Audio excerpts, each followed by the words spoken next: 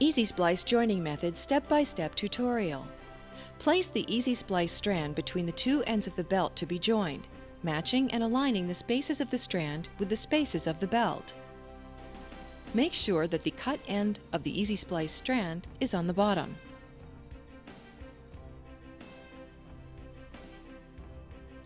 Once both ends of the belt are aligned with the spaces in the EZSplice strand, hook the end loops in as shown.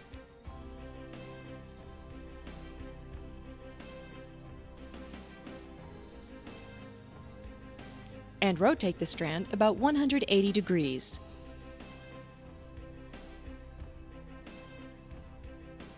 The proper method of hooking and rotating the strand is shown in this close-up view. Once you have your strand hooked into the end loops and in the proper position following the rotation step, snap the second space of the EZSplice strand through the second space of the belt that you're splicing.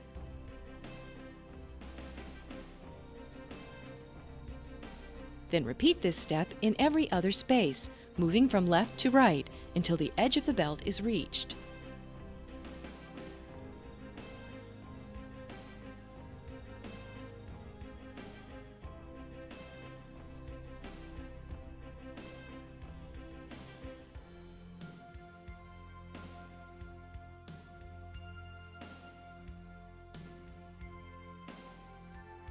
You now have the bottom half of the belt joint completed. Once the bottom half is locked into the appropriate spaces across the width of the belt, turn your strand about 1/4 of a turn or 90 degrees upward so that the top half of the clips are exposed and ready to link with the other side of the belt. Now take the other side of your belt and hook the first space over and through the EZSplice strand as shown, working from left to right until you reach the edge of the belt.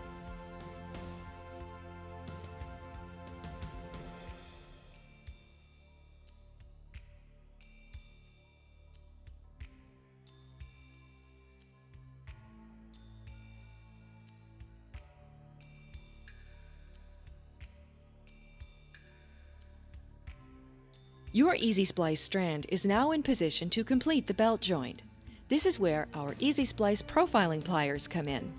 This tool is designed exclusively for this purpose and will help lock your EZSplice strand in place to the exact specified crimp depth and will not damage your conveyor belt or your newly made splice joint like conventional pliers will. The EZSplice profiling pliers come with a full set of jaw bits that are designed to fit the various wire diameters in the wire belt line. You must choose the appropriate bit and insert it, beveled edge first, into the pliers handle before you begin the crimp locking process. The profiling pliers are also designed with grooves in the lower jaw that correspond to the belt joint Z-bends.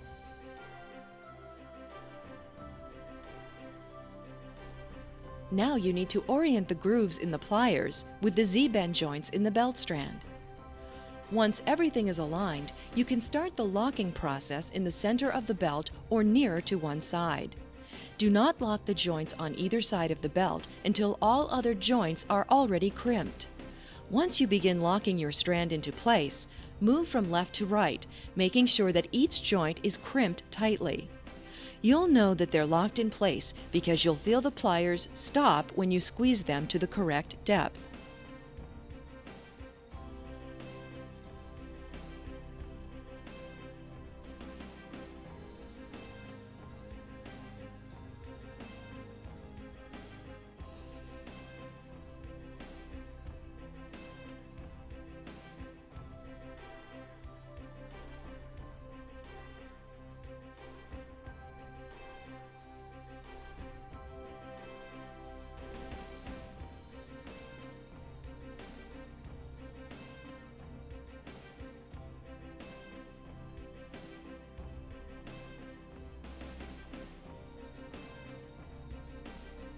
Once all of the joints across the width of the belt are locked into place, you can crimp the strand on the two outside edges, as shown in this close-up view.